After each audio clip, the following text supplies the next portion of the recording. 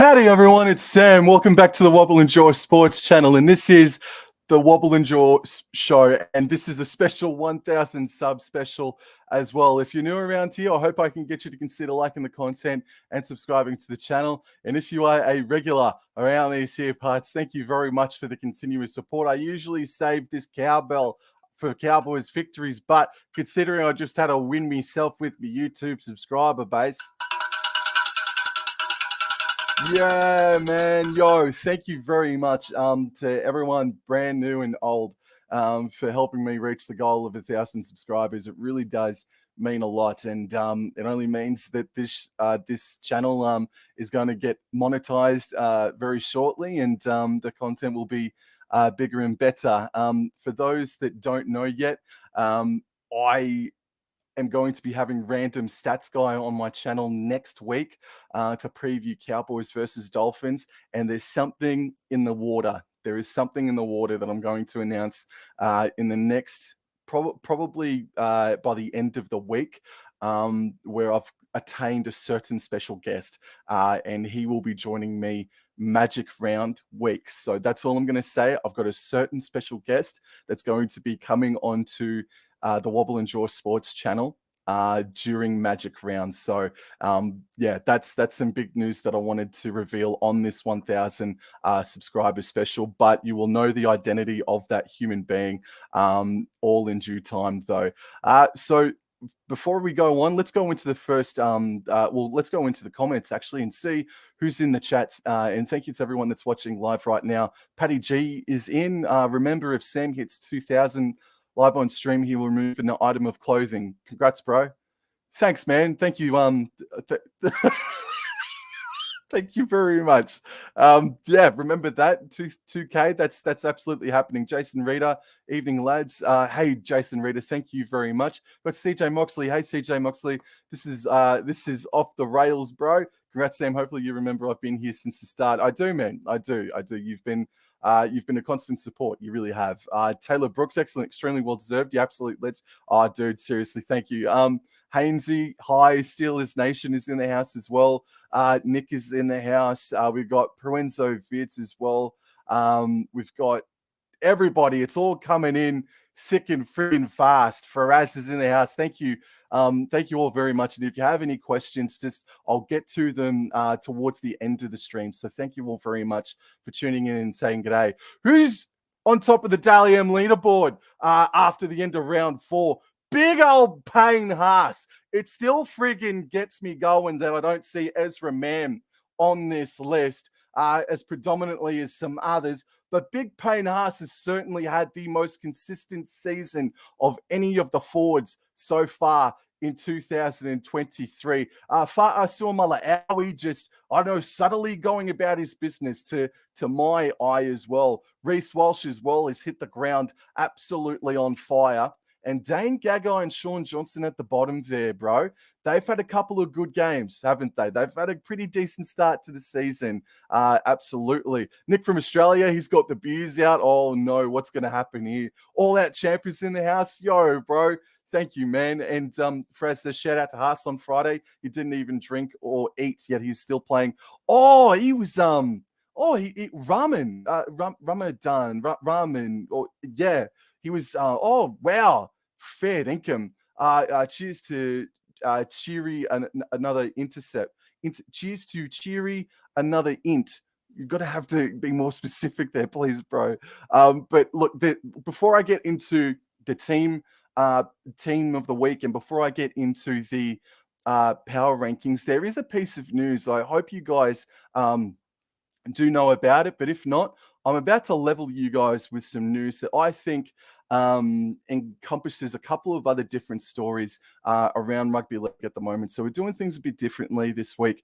We're starting off with some rugby league news, and this dropped just this morning. I'm glad I caught this live on air. What you're about to hear, a link will be provided in the description box below, and you can go listen to it at the conclusion of this live stream.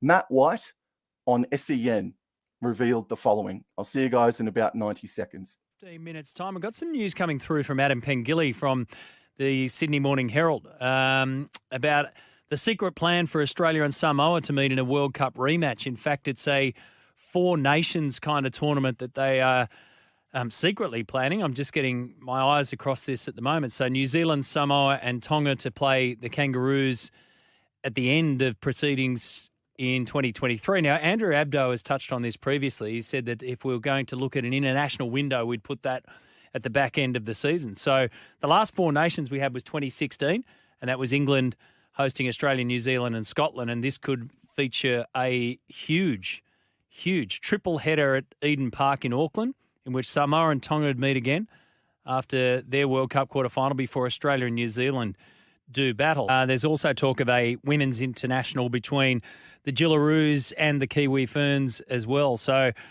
this is the first that we're seeing of this report, but there's certainly some, fire burning underneath this one. And so the stumbling block could be Tonga looking at a European tour at the end of 2023. Tonga, don't do it. Tonga, don't do it, boys. Don't go over to England. Don't go over to Europe and play just England and then trounce Scotland, trounce Italy, trounce Greece. Remain here south of the equator. And this is the first piece of international rugby league news we have heard since the conclusion of the Rugby League World Cup. For those who still don't quite understand what's going on, there is unconfirmed reports and rumblings about a Four Nations tournament happening at Eden Park at the conclusion of the rugby league season, probably late October, bleeding in to early November. The Four Nations tournament would feature Australia, New Zealand, Samoa, and Tonga. That is a blockbuster month, an absolutely enormous month of rugby league that I do not care what else happens. This is what needs to happen. Sure, Papua New Guinea can put up their hand and go, what about us? I get that. We're not talking about them at the moment. This is the idea that has been proposed. Maybe we can do a Six Nations as well if you include potentially the Cook Islands, for example. But bro, let's get this confirmed before State of Origin kicks off, because there are, half the competition are playing without something really to look forward to. Let's look at Viliami Kikau, for example, with all due respect. He can't play State of Origin. And before this announcement this morning, there was nothing for him to really work towards to. He was working sort of with a cloud above him, thinking, when's the next time I'm going to play representative rugby league, unless if it's a finals campaign. Fingers crossed for Bulldogs fans. But now there is something there that half the competition can look forward to and hope for. And I mentioned Cook Islands before. Maybe put Fiji into a Six Nations tournament, and maybe it's Cook Islands that miss out. But again, let's just focus on it. Samoa versus Tonga, Australia versus New Zealand, a World Cup grand final rematch of Samoa versus Australia. The matches go on and on and on. I'm absolutely all for it. At Eden Park in New Zealand, that's even better. Why? Because it's not on Australian mainland. The people of New Zealand do deserve something like this, a tournament of this magnitude. I think, what's your opinion, ladies and gentlemen? Do you want to see a Four Nations happen? Yes, maybe it can become a Six Nations next year or years after. But right now, what do you guys think in the chat? Do you want to see a Four Nations at the end of the year? Do you want to see something different? There will probably be an Australian PM13 versus a Papua New Guinean side as well at the end of the season. But for right now, that's absolutely massive for rugby league. I think that is the best news possible. It's better than talking about Joseph Suaalii, who's converted to rugby union, or will convert to rugby union in 2025. I think he's a fantastic unit. He's very young, but boy, howdy, hasn't he commanded a lot of attention on himself at such a young age, bro? See you later. Go and enjoy yourself at rugby union. That's not me being rude or disrespectful. Go get your money. Go kill it in rugby union. By the time he finishes his time in rugby union in 2028, 2027, he'll still have bloody a few years to come back into rugby league and be a force for any club he decides to play for. So, look, man, we need to focus on international rugby league just as much as we're focusing on an 18th team or grassroots as well. International rugby league needs to be cared for big time. And this piece of news that, albeit is unconfirmed and it's just a rumbling, and this was also released via the Sydney Morning Herald as well. This is this is the news that I personally have been clamoring for a long time with absolutely bated breath. So we just go into the comments now. Faraz, why can't it be Australia, New Zealand, WS don't play like the associates respectively of playing Italy, Scotland? If there's a rugby league European tournament, great. I'll tune in for that. If there's a Four Nations Rugby League tournament at the end of the season, I think there is something going down at the end of the year, including England. So absolutely, Nick, Four Nations is what we need. Absolutely. I absolutely don't know why they're not showing the England flag as well, because it's going to be just a Southern Equator Four Nations tournament. And I think that's fantastic because besides England, those four, with all due respect to Papua New Guinea and Fiji, of course, Samoa, Tonga, New Zealand, and Australia are the four best rugby league countries on the planet. Absolutely. And to have those four, who are all by and large rivals against each other, I think it's absolutely massive. Nick also says Australia, New Zealand, Tonga, Samoa, Fiji Six Nations tournament would be elite in New Zealand. It absolutely would be. So let's get this.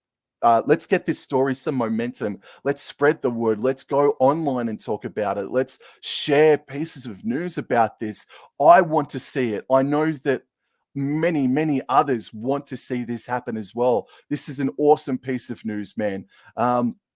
So I just go, Tiger Walker. Hey, man, how you going? So that's the first piece of news that I just wanted to touch on this afternoon because I think that is just exceptional. Who makes it where on me power rankings list? It will come as no friggin' surprise to anyone that the Tigers remain in 17th position. In 16th position on my power rankings list, St. George Illawarra Dragons, their second halves are worse than the Cowboys. Turn it up, people. Canberra Raiders, man. I know they're still missing Xavier Savage. They copped an awful late sickness to Jamal Fogarty, bro. But their attack is pretty ordinary at the moment. Defensively, they didn't show up in that second half at all. They remained in the sheds, and just quietly, Jack Whiten had himself an absolute all-timer yesterday for the Canberra Raiders. Meanwhile, the Newcastle Knights, I'm going to bump up from 16th to 14th. There's just something about this side that I thought, it's a great team on paper, but what's Adam O'Brien going to do with this side to try and revitalize their energies and prospects and hopes? And there's just a bit of ticker about this Knights side that's just, they're the side that probably should have been last year. And they're showing glimpses of what they have been like in years gone by in 2020 and 2021. The Melbourne Storm, sure, 22 points to 0 or 22 points to 6. It was at halftime. And they only scored the penalty goal in that second half where, look, I know, again, this is another team that's missing a lot of players and whatnot, but this Melbourne Storm outfit is not what it once was. It is an ugly side, and to only win by 24 points to 12 against a West Tigers side that are absolutely rudderless at the moment. Sorry, Tiger Walker. I couldn't have them above a few teams, and one of them teams being the North Queensland Cowboys. Another side that's missing a handful of superstars. It's a very expensive casualty war the Cowboys are starting to accrue. But I think the Cowboys, though, between the Cowboys and Storm outfit, I think the Cowboys, when they do get players back, I think that they could account for the Melbourne Storm. And that's obviously not including the fact that maybe Ryan Pappenhausen could be back before State of Origin this year. Gold Coast Titans, I had to drop down from 9th to 11th. A very committed performance, a very tough effort by the Gold Coast Titans. But still, while the Cowboys were restricted, well, not restricted, but the Cowboys only scored 24 points. A little bit falls on the Cowboys' lack of polish in attack. Some of that also includes the Gold Coast Titans. I'm just starting to not be as convinced in the Gold Coast, but there are better signs in them than what there were this time last year. And the fact that they've had a better start to the season than the Cowboys means that they are above the likes of the Melbourne Storm and the North Queensland Cowboys, which is why it makes Parramatta Eels in 10th position on my power rankings list a little bit controversial, considering they only got their first win of the year last Thursday night. They have leaked just as many points, if not more, than the Gold Coast Titans. But this Parramatta Eels side have just been, while they've only got the one win, I do think that they've played a bit better and in parts been unlucky. They've got the potency in attack, and they showed what they can do in defense finally this past Thursday night. So this Parramatta Eels outfit, they're only a player or two away from being completely full strength. But watch out.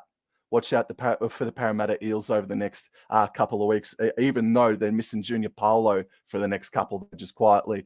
Canterbury Bankstown Bulldogs, controversially, I'm going to bump up to 9th. I was a little bit more convinced in what Cameron Ciraldo and the boys from Belmore are doing in 2023. A really, really good effort over at Mount Smart Stadium over the weekend, and I'd have to have the Bulldogs over the Parramatta Eels. While the Titans have got the same amount of wins as Canterbury Bankstown, I just got to have Bulldogs above Eels and the Titans because I think they've had a better start to the season than both of those clubs. Going into my top 8 for the power rankings list now, the Dolphins, they've only had the one loss, I know that, but boy howdy, the injury ward, the suspension ward is growing. It is growing, and I think reality really is starting to hit in for the Dolphins. But then again, these boys put in such a fantastic effort over the weekend. It was awesome to see live in person. Sydney Roosters, I'm going to break my own rule here. The Roosters had the bye, and the week before that, the Penrith Panthers had the bye. I didn't move them out of the second position because I said that it was a bye for the Panthers. I'm going to break my own rule here and say that the Roosters, man, they only just defeated the South Sydney Rabbitohs I don't think it was a crisp game, put it like that. It wasn't sloppy. It was somewhere in between. So I'm going to drop the Sydney Roosters down this week on my power rankings list down to 7th position. And I had to do 2 or 3 different drafts to make sure that I was completely comfortable with putting the Penrith Panthers down into 6th position on my power rankings list after 4 rounds. I don't know if it's their attack or their defense, or maybe it's just that teams have figured it out, and maybe just the average Joe myself haven't figured out what it is other teams have figured out on how to potentially beat Penrith. But they're missing the creativity of Api Coruscant, one of them, and the explosiveness in Kikau, and that is going to be a reason, not an excuse. It is going to be a reason in the story that will just continue keeping on throughout the entire season. Going into 5th position now, the South Sydney Rabbitohs in 5th. It wasn't a great performance, a very, very good effort to defeat the Manly Seagulls, but they didn't do anything to really just impress upon me to bump them up or move them down. So I'm going to just keep the South Sydney Rabbitohs in at 5th. Still a very dangerous side. Well. Cowboys of 2021, 2022 was the story. The New Zealand Warriors of 2022, 2023 is becoming another one. New Zealand Warriors, man, I think on their day could defeat the South Sydney Rabbitohs. I reckon they could just about give the Sydney Roosters, well, they did give the Sydney Roosters a run for their money. Defensively, haven't seen a Warriors outfit like this in years, man.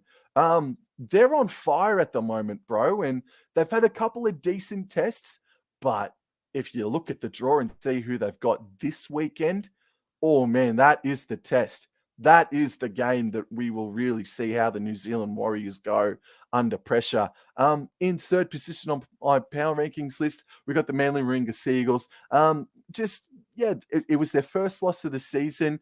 They didn't let anybody down. They didn't let me down or anything like that. So, and they've had such a strong start to the season. I couldn't just have them out of the top four just because they lost that one game. So I'm going to keep them in third position. Second position, I had these guys as huge premiership contenders, maybe not grand finalists, but I think these Sharkies, boy, that Nico Hines, holy macaroni, made an absolutely humongous difference to the side this past weekend. And again, I think now that they're just about at full strength, it's going to be so fun to watch how these guys improve. And there's room for improvement. They were a little bit arrogant, a little bit too. I don't know. I think they thought it was all going to happen for him in that first half against the Dragons this past Sunday.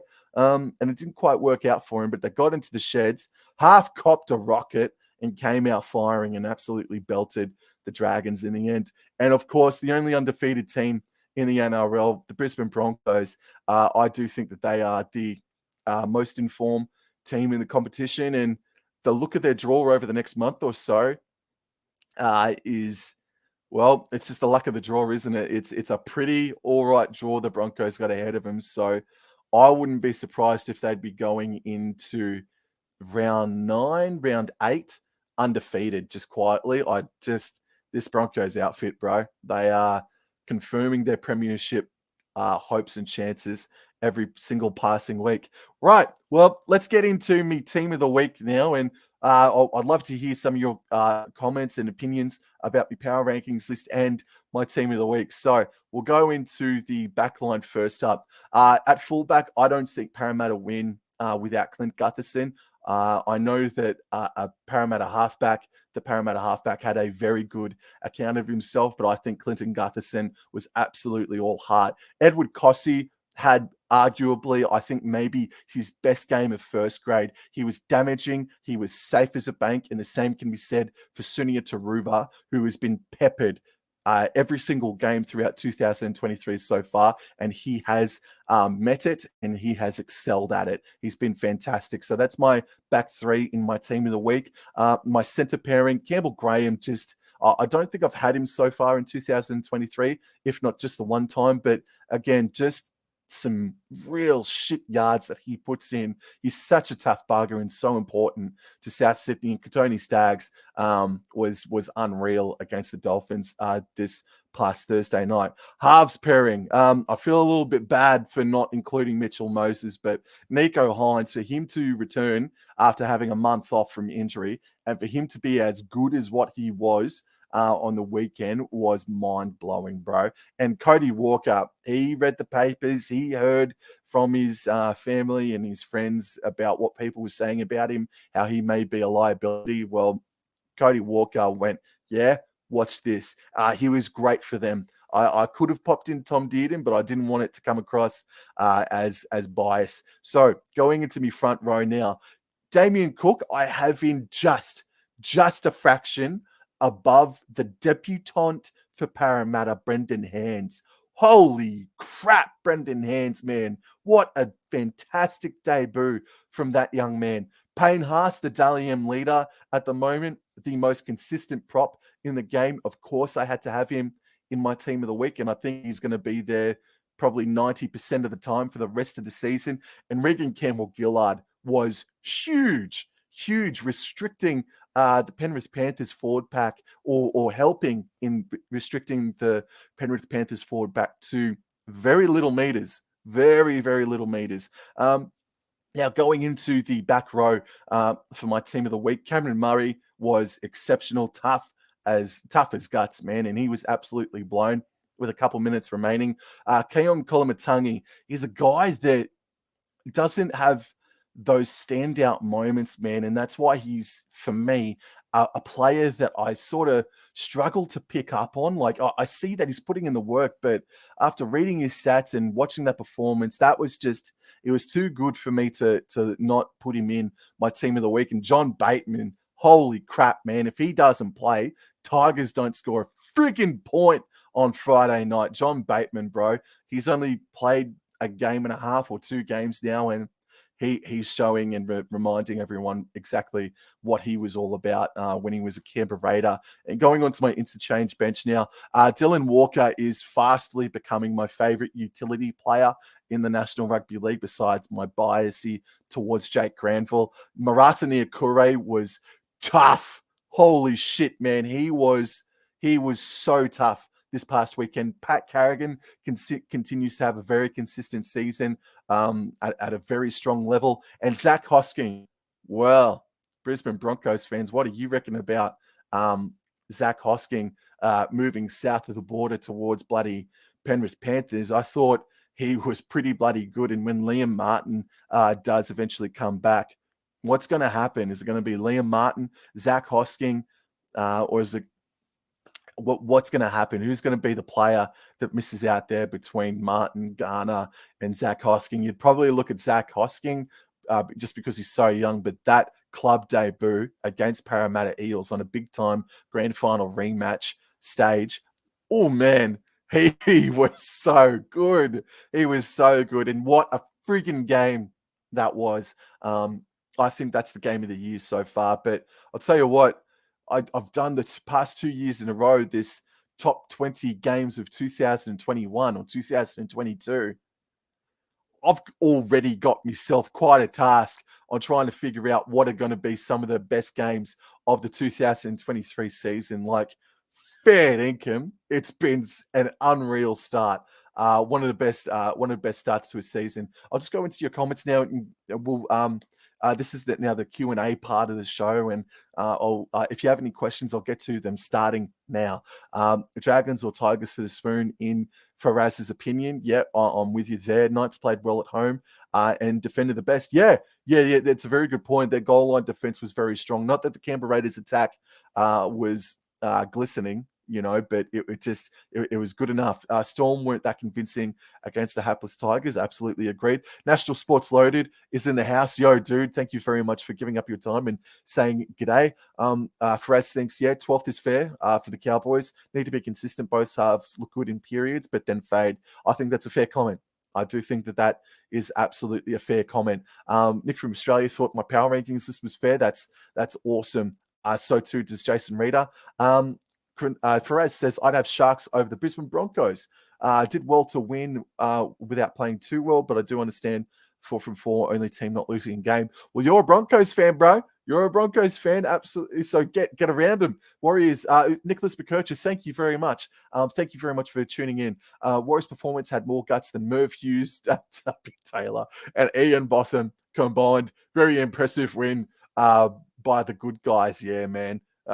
Look, I don't know if I want to talk about it, but all right. Well, look, let me talk about it now then, just because we've got some Warriors love going on at the moment. I thought that Adam Pompey was stripped of the ball by Viliami Kikau. Brandy Alexander, for example, said, I don't know where Viliami Kikau showed it. Ben Cummins, who is, I'm so sorry to say, like, I don't want to badmouth him, but at the same time, I think Ben Cummins is the biggest goose and liability in the referees department. I'd take Jared Sutton. I'd take bloody anybody over Ben Cummins. I think Ben Cummins is the biggest goose of a referee. And there were times throughout that game where he was called upon to review something, and there was a stage where he forgot the rule and had to remind himself and re-edit what he just said on the fly. Of course, that this game that had a couple of pretty massive controversies, of course, it was Ben freaking Cummins that was in the bunker. So I don't want to go further than that. So I do think that Viliami Kikau did bang the ball out with his right hand, and he had a stripping motion that was coming down. For me personally, how could you not see or think that was not an attempt at a strip?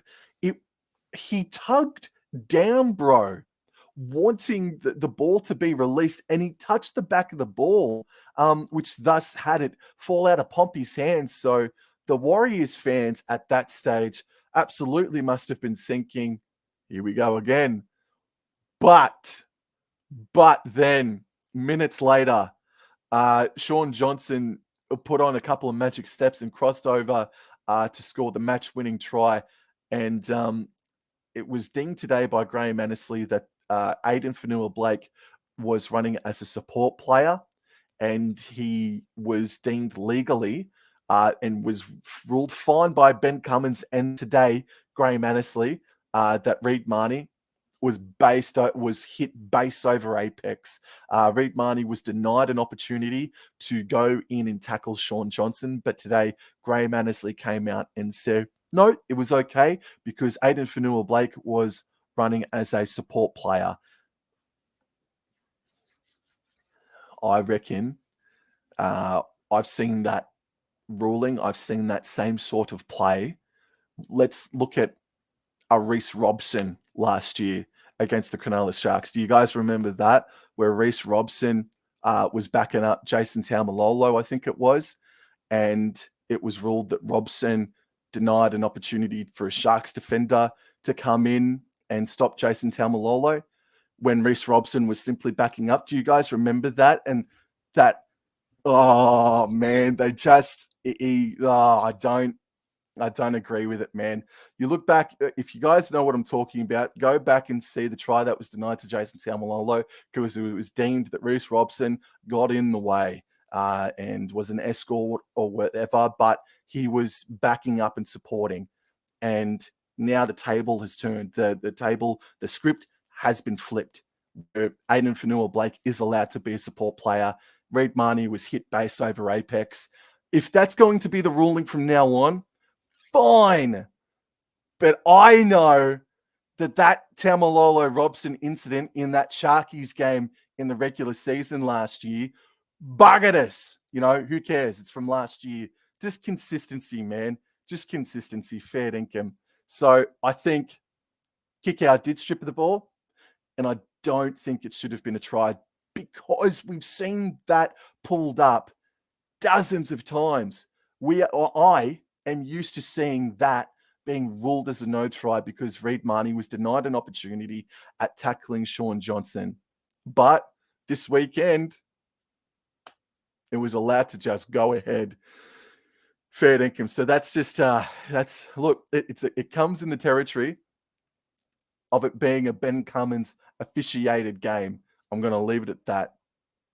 Faraz Alam, when Stagg scored that try, and this is our home, yes, he scored that one right in front of me, and he was good. He was good that weekend and made my team of the week. Kossi, what a rise for a guy with no confidence. Webster's done wonders with him. Hello, Jack O'Hare. Thank you very much for tuning in, and absolutely, that was Kossi's probably best performance in first grade. Absolutely. Taylor Brooks now, very gutsy performance from the Warriors. Go the Warriors. Certainly used his hands. Tiger Walker, thank you very much. Jackson Ford is an honourable menthol. He is an honourable menthol. He is a breath of fresh air. Is Jackson Ford indeed? I agree with you, Faraz. True Faraz, tough as nails and big. Great pickup by the Wolves. Dylan Walker had a mixed game yesterday, in my opinion. That's fair enough. I just think the impact he's having off the bench has been fantastic for the Warriors. Walker has an error or two in his game, sure, but again, I still think that what he did and what he can provide was awesome. Jacko, he's an early contender for signing of the year. He might not win it, but so underrated and does the hard yards. There you go, bro. There you go. Just going to go down. So disappointed with the Raiders. Now, is this another controversial opinion that I talk about? I'm disappointed in the Raiders as well, but I do see and I do understand that the Canberra Raiders are down on troops at the moment, and that was Josh Papali'i's first game in X amount of time. Jack Whiten. I mentioned before in my power rankings list that Jack Whiten had an all-timer yesterday in his career. He had an absolute all-timer, all right, an absolute Barry.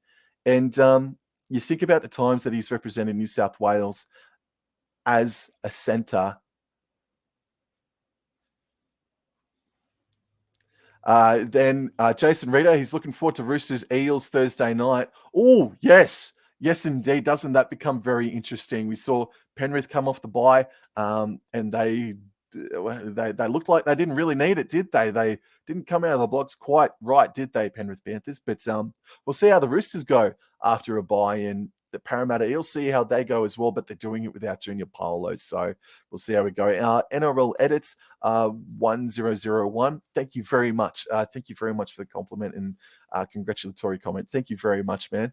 Jacko, let's be real. The ref and bunker for the Wars game was below average, but to be fair, they were unbiased. Absolutely, Jacko Here, absolutely. I think a lot of the refereeing this round, not the entire season, but I think a lot of the refereeing this round has been very average. That Cowboys-Titans game on Saturday, how many forward passes were thrown in that game from both sides? From both sides. I think, look, don't get me started on forward pass technology. Don't get me going. Rugby League Roundup. Hey, man, it's been a while since I've seen you. Thank you very much for tuning in. Thank you, bro. So we got Faraz the Lamb. If Titans had Brimo, Foz, and Verrills, do they beat the Cows? I'm not even going to dignify that with a response. Flash Screen does remember what I'm talking about. Back to Robson and Taumalolo. I don't know if you agree with me or not. Nick asks, my question, Sam, is Nene or Nanai should have been free to play. Disagreed. I think that is... No, I disagree. He put himself in a bad position anyway. So 2 weeks, maybe a week too many. But I do know that Jeremiah Nene has carryover points from a further or a charge that he had earlier on this season. So I'm okay. I'm okay with Jeremiah Nene being done in. The call was on Robinson was wrong. Let it go, bro. I know, but I'm just saying that last year it was a penalty. It was a no try. But then this past weekend it is. He is a support player. I hope you understand where I'm coming from, because I understand it's gone already. I've already talked about it and it's already gone already, bro. Taylor Brooks, as a Warriors fan, I couldn't agree with you more. Perfectly summarized. At least the two incidents balanced each other out. Honestly, would say anything to protect his guys and girls. He's done that quite a lot for Ben Cummins, hasn't he, Taylor? Faraz, down at Townsville, I purely remember it because I remember Nick was fuming. Loved the passion, but yeah, that was crazy. And also takes on the Marnie. Read Marnie obstruction. It was an obstruction for Raz. Made the defensive effort to rush up and make the tackle. Okay, yeah, true. Marnie said in the presser he wouldn't have got SJ anyway. And no, I don't think either. But anyway, what is my game of the round? Oh, thank you for asking. Jason. Oh, Penrith, Parramatta versus Penrith. Undoubtedly, man. Absolutely unreal stuff, man.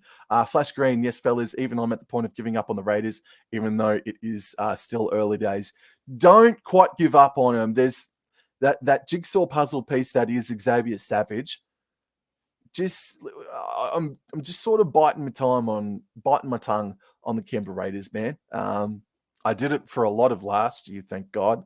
But Xavier Savage, let's wait and see what happens. Faraz asks, okay, who's been the better, Broncos center, Stags, or Herbie? Or look, credit. Oh, that's a good question, because credit where credit's due. Katoni Stags has been very good, very, very bloody good this year. Herbie was I don't know, was he a little bit quieter this past weekend? Probably his quietest game, but he still had a very good game as well. Okay, is the better Stags or Herbie this year? Ooh, you put me under pressure there, mate, haven't you? I think I'm going to go with Stags just. I think defensively he's been ferocious. Maybe attacking wise, maybe a little step behind Herbie, but then again, you just ran 100 meters to score the match-winning try against the Dolphins. But yeah, I'm going to go Katoni Stags just. Yeah, dude. Tiger Walker, Sam, who has been the best Cowboys player, who's been... Now, do you mean of all time, or do you think this season? Because as far as consistency goes, I've got to have Valentine Holmes up there. even though he made himself a few errors. I've seen a couple of people say that he was man of the match from a Cowboys team perspective. I respectfully disagree with that. Like, he had himself a few errors and he intercepted, sure, but I think there were a couple of more players that had a more consistent effort. But I think this year so far, Valentine is up there, Jordan McLean's up there, and Reece Robson. Those are the players that I'd probably give it to so far. So Robson, and McLean and Holmes are probably those three players that are up about so far.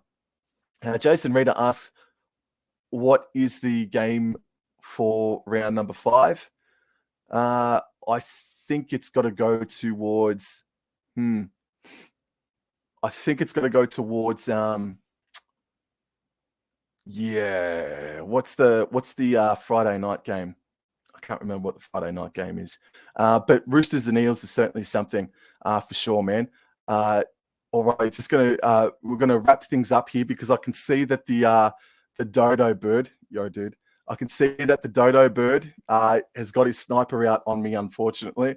So I'm gonna actually wrap things up before I get shot down. So to everybody that tuned in for this special, thank you very much. 1,000 subscribers now. So I'm gonna leave, guys. I think South and Storm is going to be a big game. So thank you very much. I'm going to go before the dodo bird strikes me, and I'm going to leave it at that. So thank you very much, guys. Enjoy your weekend of footy. I'll see you guys on the next episode. Adios.